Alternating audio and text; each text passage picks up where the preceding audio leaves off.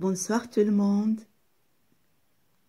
Ravi de vous retrouver encore une fois dans une nouvelle vidéo avec une nouvelle leçon.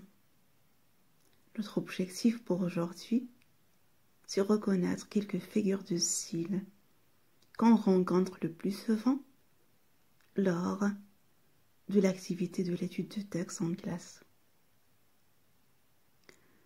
La toute première des figures de style ou bien figures de rhétorique que je vous propose s'intitule la périphrase. La périphrase.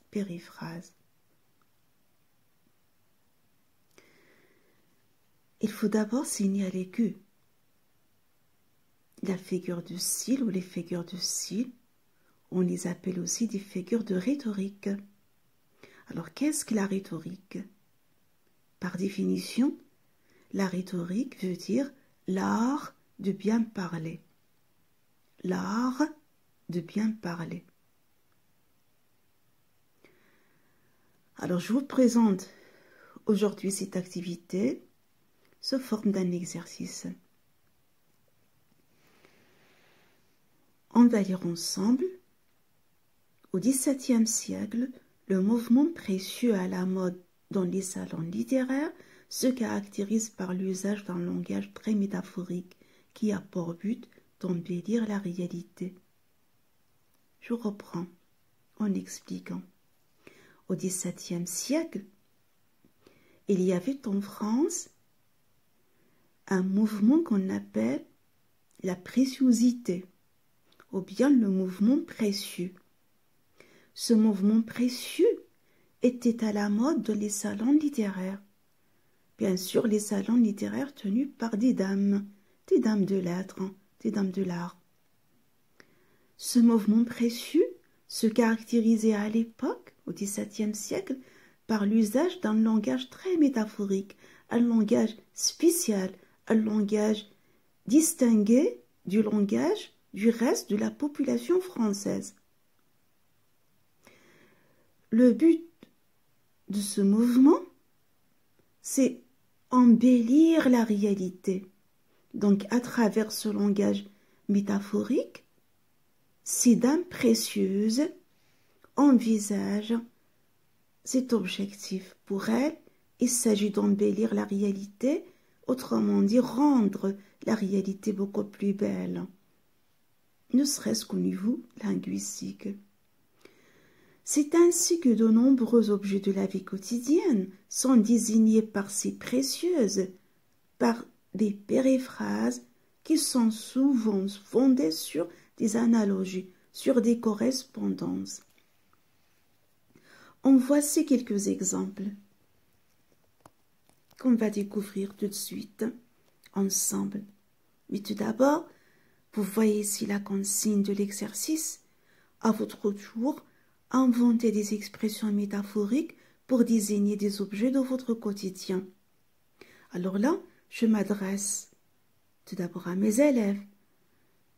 Essayez de faire cet exercice chez vous et on va donc le corriger en classe. Ensuite, je m'adresse au reste des élèves qui ne sont pas les miens en vous disant que vous pouvez toujours faire le même exercice et vous me laissez votre travail dans la description afin de le voir et de l'évaluer. Alors pour l'instant, on reprend les exemples. Premièrement, les cheveux. Les cheveux sont désignés par ces dames précieuses comme étant la petite oie de la tête. La petite oie de la tête. Vous connaissez l'oie. Les oies sauvages. Les dents. Les dents sont désignées par l'ameublement de bouche. L'ameublement de bouche. Alors, à votre avis, qu'est-ce que les miroirs de l'âme? Les miroirs de l'âme, ce sont les yeux. Les yeux, pour ces dames, sont désignés par cette expression, les miroirs de l'âme. Le nez, c'est désigné comme étant les écluses du cerveau. Alors, regardez cette belle métaphore, les trônes de la pudeur. C'est pour désigner les joues. La même chose pour le miroir. C'est désigné comme étant le conseiller des grâces. Pour les fauteuils, ces dames précieuses préfèrent les appeler les commodités de la conversation. La conversation, et bien sûr, c'est une pratique quotidienne dans les salons littéraires de ces précieuses. La musique, c'est désigné comme étant le paradis des oreilles. À votre avis, qu'est-ce que le cimetière des vivants et des morts? Le cimetière des vivants et des morts n'est rien d'autre que la boutique d'un libraire, c'est-à-dire une librairie. Librairie, c'est le cimetière des vivants et des morts, des écrivains encore vivants et des écrivains déjà morts et enterrés. La lune, c'est le flambeau de la nuit. Le soleil, le contraire, le flambeau du jour. Alors, cette série d'exemples est extraite du grand dictionnaire des précieuses.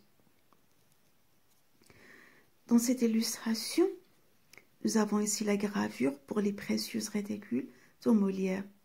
C'est juste pour vous dire que ce même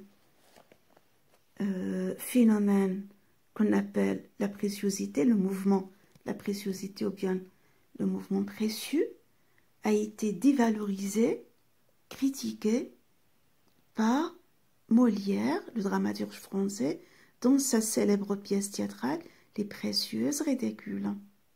Alors maintenant, si on veut récapituler, qu'est-ce qu'on va dire par définition concernant cette figure de style qu'on appelle la périphrase? Vous le remarquez, nous avons ici des mots remplacés, vous avez l'analogie ici, égale l'analogie, remplacés par un groupe de mots. Donc on peut déduire que la figure de style, enfin la périphrase est une figure de style qui consiste à remplacer un mot par un groupe de mots, qui signifie la même chose. Seulement, il a un effet particulier sur le lecteur ou sur l'auditeur.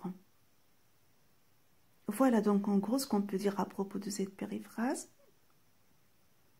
Merci pour votre attention et à la prochaine vidéo et une prochaine leçon concernant les figures de style.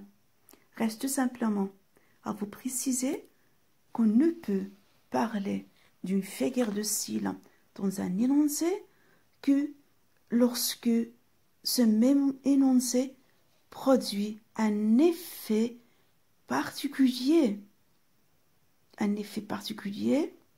qui peut être produit soit par la construction syntaxique qui est spéciale, ou soit par la transformation de la signification des mots. Voilà. Alors, je vous laisse à la prochaine vidéo. Au revoir.